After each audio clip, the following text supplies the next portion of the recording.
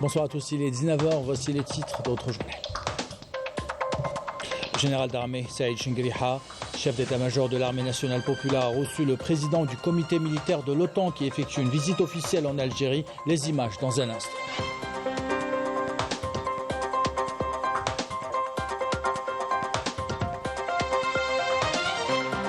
La Palestine disposera-t-elle enfin d'un siège permanent aux Nations Unies? L'Algérie, chef de file du groupe arabe, mène une véritable bataille diplomatique à l'ONU pour réparer plutôt une injustice historique. Nous écouterons dans un instant le chef de la diplomatie algérienne.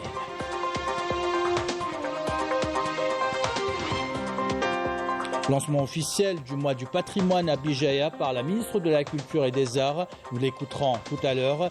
Et nous vous emmenons visiter le musée du Bardo à Alger, un musée qui ouvre ses portes aux plus jeunes pour leur inculquer la richesse de l'histoire de notre grand pays.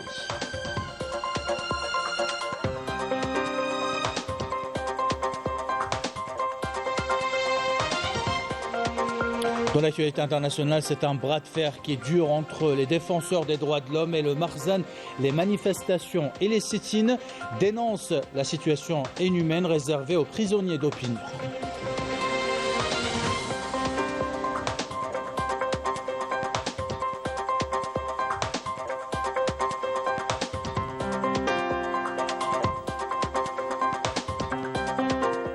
Voilà pour les titres. Bienvenue à tous. Nous entamons ce journal par la coopération militaire. Le général d'armée Saïd Chengriha, chef d'état-major de l'armée nationale populaire, a reçu au siège de l'état-major de l'armée nationale populaire l'amiral Rob Bauer, président du comité militaire de l'OTAN, qui effectue une visite officielle en Algérie à la tête d'une importante délégation militaire. Les détails avec Mejda Djahmouna. La cérémonie a été entamée par le salut au drapeau national et un salut militaire adressé au chef de la délégation haute par les formations des différentes forces de l'armée nationale populaire.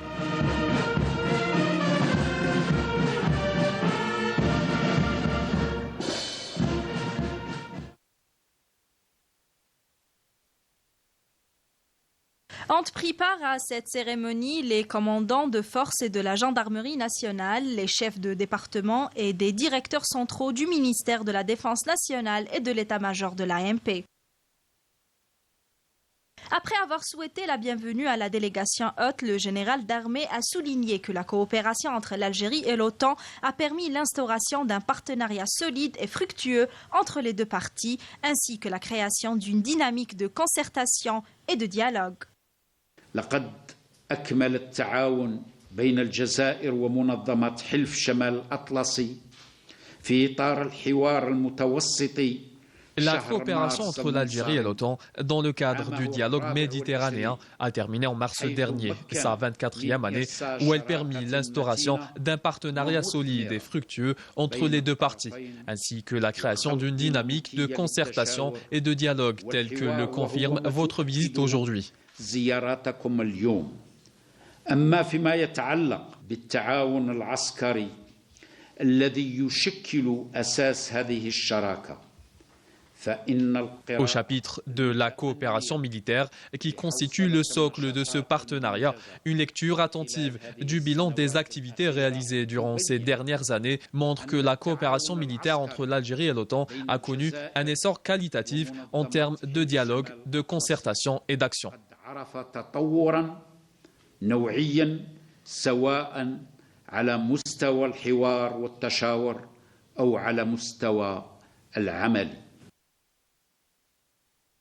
Le général d'armée a souligné que l'Algérie s'en tenait fermement à sa décision souveraine et à l'exercice de sa pleine souveraineté sur l'ensemble du territoire national. أود التأكيد أن الجزائر قد دفعت من أجل استقلالها ثمنا باهظا طيلة كفاحها التحرري. Je tiens à rappeler que l'Algérie a consenti un lourd tribut pour son indépendance tout au long de son parcours combattant, de 1830 à 1962, où 5 630 000 Algériens sont tombés en martyrs, dont 1 500 000 durant la révolution du 1er novembre 1954. Ce sont ces sacrifices incommensurables qui ont présidé à l'adoption par l'Algérie de la politique de non-alignement. Ainsi, l'Algérie, qui est fière de son passé et jalousement attachée à son indépendance, s'en tient fermement à sa décision souveraine et à l'exercice de sa pleine souveraineté sur l'ensemble de son territoire national. على استقلالها تحرص شديد الحرص على قرارها السيد وبسط سيادتها كاملة غير منقوصة على كامل إقليمها الوطني. À son tour, l'amiral Rob Bauer a salué le rôle pivot que joue l'Algérie dans la préservation de la sécurité et de la stabilité dans la région. À l'issue, les deux parties ont échangé des présents symboliques avant que le président du comité militaire de l'OTAN ne signe le livre d'or de l'état-major de l'armée nationale populaire. Dans l'actualité de ce jeudi, au Conseil de sécurité des Nations Unies, le ministre des Affaires étrangères et de la communauté nationale à l'étranger a rappelé aux membres du Conseil la nécessité de réparer une erreur historique en accordant à la Palestine un siège permanent à l'ONU. On écoute Ahmed Attaf. Évoquer l'adhésion complète de l'État de Palestine à l'ONU, c'est remettre la cause palestinienne en discussion dans son intégralité et comme il se doit, et mettre la lumière sur son fond qui ne peut être remis en cause ou détourné. Le fond de cette cause, c'est le droit historique, légitime et légal des Palestiniens à édifier leur État indépendant et souverain. Un droit qui a été adopté par la communauté internationale sous la coupe de notre organisation depuis 76 ans. Et elle s'est engagée à le renoncer et à le concrétiser comme solution juste, pérenne et finale à la cause palestinienne. Ahmed Attaf a rappelé que l'Algérie a eu l'honneur d'annoncer la création de l'État de Palestine un certain 15 novembre 1988. L'Algérie qui a toujours soutenu les causes justes, à leur tête la mère des causes, la cause palestinienne. On écoute le ministre des Affaires étrangères. De ce fait, l'Algérie a eu l'honneur d'abriter l'annonce de la création de l'État de la Palestine le 15 novembre 1988 et a eu l'honneur d'être le premier pays à reconnaître l'État de Palestine. En continuité de ce legs historique qui honore notre pays énormément, le président de la République, Abdelmadjid Tebboune, et lors de la dernière session de l'Assemblée générale de l'ONU, a lancé un appel afin d'urger l'octroi de l'adhésion complète de la Palestine à l'ONU. Partant de ce principe, mon pays a présenté un projet d'une décision dans ce contexte devant le Conseil de sécurité. Nous exhortons tous les membres de ce Conseil à soutenir cet effort en lui accordant leur voix. Nous tenons à affirmer que l'adhésion de la Palestine n'est pas une fin en soi, puisque c'est un moyen. Ce pas est la moindre des choses que l'humanité, réunie dans l'enceinte des Nations Unies, peut faire en faveur des milliers et des milliers de Palestiniens qui ne cessent de tomber en martyrs à Gaza pour la cause palestinienne. Notre cause, la cause de toute l'humanité. Et Ahmed Attaf a rappelé que Gaza fait preuve d'une résilience légendaire face à l'entreprise génocidaire de l'occupant israélien et ses plans fondés sur le pillage et l'expansion. Je vous propose de l'écouter. Gaza a fait preuve d'une résilience légendaire face à l'entreprise génocidaire de l'occupation sioniste et ses plans fondés sur le pillage, l'expansion et l'extrémisme. Nul n'ignore que le siège total imposé sur Gaza, l'épuration ethnique du peuple palestinien, la politique de colonisation et d'expansion en Cisjordanie, les tentatives de judaïsation des lieux saints et les déplacements forcés des Palestiniens font partie d'un plan plus dangereux de l'occupation israélienne pour raser Gaza et la vider de ses habitants et s'approprier les terres palestiniennes.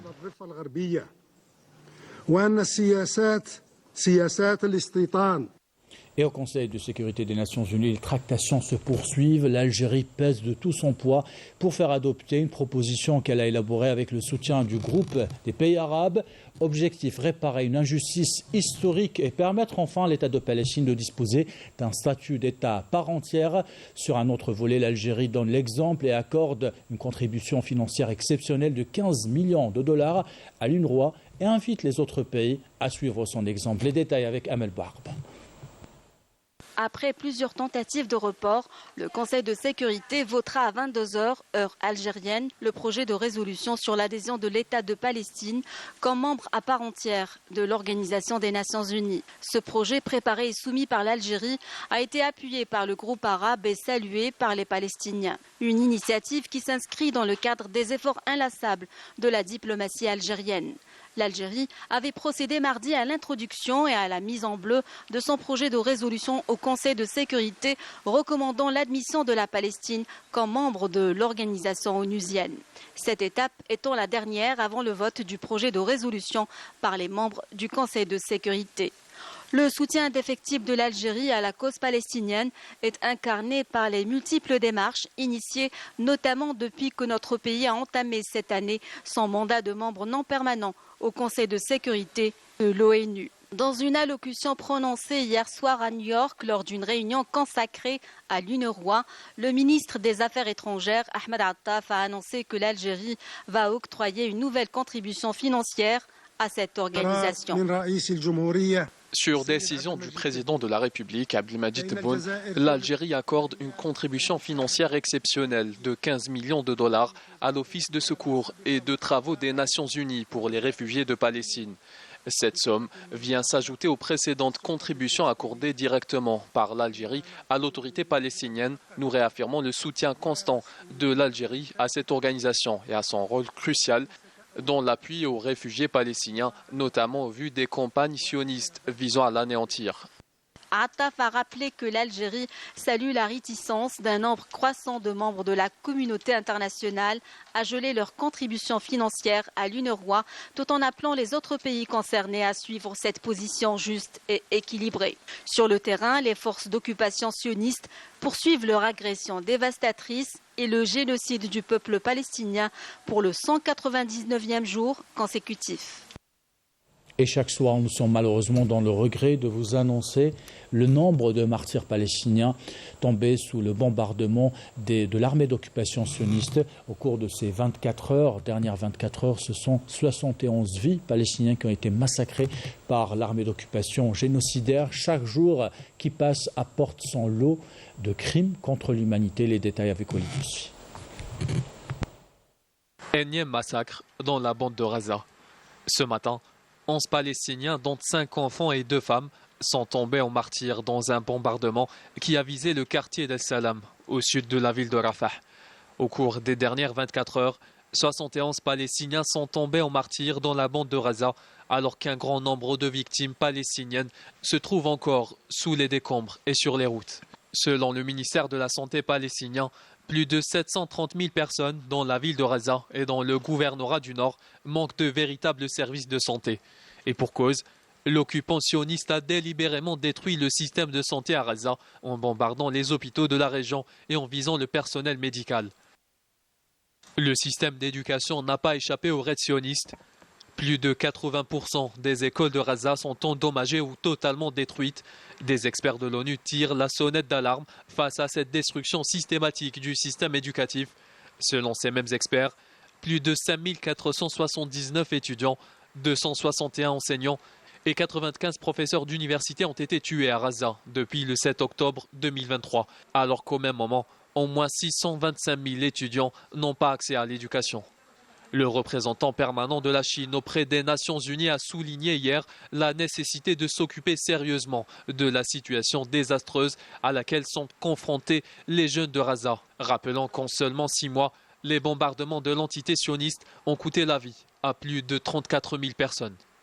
En France, 3 associations ont déposé aujourd'hui une plainte contre X pour torture et complicité sur la base d'une vidéo qui impliquerait un soldat de l'armée sioniste portant nationalité française, montrant des hommes présentés comme des prisonniers palestiniens dans une situation dégradante, torturés et humiliés. De son côté, le secrétaire général de l'ONU, Antonio Guterres, a dénoncé l'enfer humanitaire créé par les opérations sionistes à Gaza, alertant sur les risques d'un conflit régional généralisé au Moyen-Orient. Voilà pour ce volet consacré à la situation humanitaire dans la bande de Gaza et sur les efforts diplomatiques de l'Algérie afin de permettre à la Palestine d'obtenir un siège permanent aux Nations Unies. Retour en Algérie dans son allocution lors du premier séminaire national sur les tribunaux commerciaux spécialisés, pratiques et perspectives, le ministre de la Justice, garde des Sceaux Abdelrachid Tebbi, a affirmé que la sécurité juridique et judiciaire était un facteur essentiel pour attirer les investisseurs, mettant en avant les efforts de l'État visant à encourager l'investissement et à assurer un climat d'affaires favorable à travers les réformes engagées à cet effet. Ce 18 avril marque le lancement officiel du mois du patrimoine. Le coup d'envoi a été donné à Béjaïa par la ministre de la Culture et des Arts, Soraya Mouloudji. Elle a rappelé que son secteur était prêt à protéger le patrimoine matériel et immatériel culturel de notre pays. Le ministère a lancé également un concours national pour le meilleur projet urbain intégrant des traditions architecturales adaptées aux exigences de la construction moderne sous le slogan « Tradition réinventée grâce à l'innovation ». Je vous propose d'écouter la déclaration de la ministre de la Culture et des Arts. Aujourd'hui, nous assistons à l'ouverture officielle du mois du patrimoine dans cette ville emblématique, ce qui confirme la disponibilité du secteur de la culture et des arts à faire face aux défis et enjeux nécessitant une bonne gestion des risques pour protéger notre patrimoine culturel, matériel et immatériel. Béjaïa est sans aucun doute un exemple important de la réactivité de notre secteur et nous nous engageons aujourd'hui à prendre en charge une série de projets inscrits dans le programme de restauration des monuments historiques. Et voilà pour cette déclaration. Et en parlant du mois du patrimoine, nous vous invitons à découvrir ou à redécouvrir le musée du Bardo à Alger. Il s'agit d'un musée archéologique et ethnographique, un gardien de la civilisation algérienne. Le musée organise des sorties pour les élèves pendant les vacances scolaires. Objectif, leur inculquer la richesse de notre patrimoine dès leur jeune âge. Découverte ce soir avec Marim Damis. Il s'agit de l'un des trésors culturels les plus précieux de l'Algérie. Ce musée est un lieu incontournable pour les passionnés d'art, d'histoire et de culture. Son rôle est essentiel dans la préservation et la promotion du patrimoine culturel algérien. C'est un monument historique, c'est un monument qui a été classé en 1985. C'est un monument qui est d'époque ottomane, de style méditerranéen mauresque. Il a été édifié entre fin 17e, début 18e siècle. On n'a pas beaucoup d'informations sur l'édification c'est-à-dire de ce palais, ou plutôt de cette demeure. C'est une demeure qu'on appelle, ou plutôt c'est une maison qu'on appelle les maisons Fahs, c'est-à-dire elle se trouve à l'extérieur des murs de l'ancienne ville qui est la Casbah.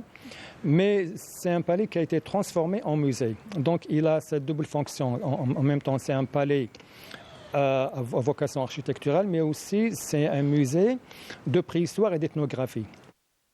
Véritable témoin de la riche histoire algérienne, l'architecture du palais ne laisse aucun visiteur indifférent.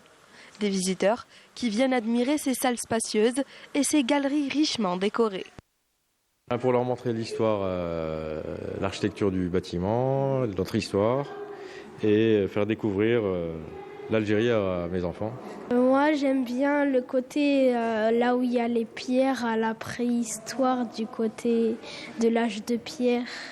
C'est un palais ce qu'on appelle une architecture de modèle, c'est-à-dire c'est le même plan d'architecture et puis il y a des petites modifications et on retrouve une cour intérieure avec des portes cochères, hein, vous voyez, parce qu'à l'époque tout le périmètre bâti colonial n'existait pas, donc les deux portes donnaient sur l'extérieur, donc c'est la nature environnante. Et nous avons après, au-dessus des portes cochères, nous avons des petites garettes pour les gardiens. On voit bien qu'il y a des petites garettes pour les gardiens, vu l'importance un petit peu du palais et qu'il était isolé. Donc on a très peur des gens extérieurs qui peuvent se faufiler à l'intérieur des maisons.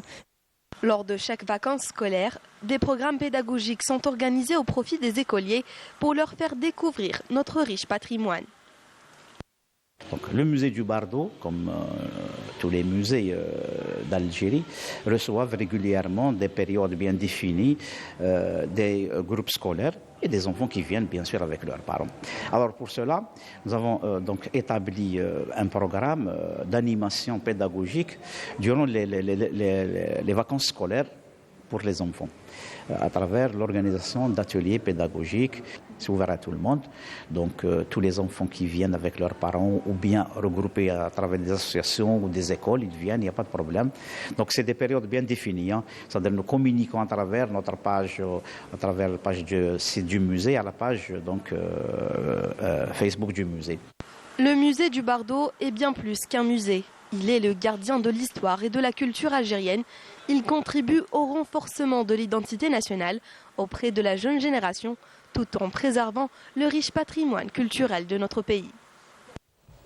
Et nous allons consacrer une série de reportages durant ce mois au musée algérien. Dans l'actualité internationale, cette vague de contestation au Maroc pour dénoncer une chasse à l'homme du Marsène contre les défenseurs des droits de l'homme qui subissent un traitement dégradant dans les prisons marocaines. Plusieurs sit-ins ont été organisés à travers le pays. Les détails avec Raouf Hamouche.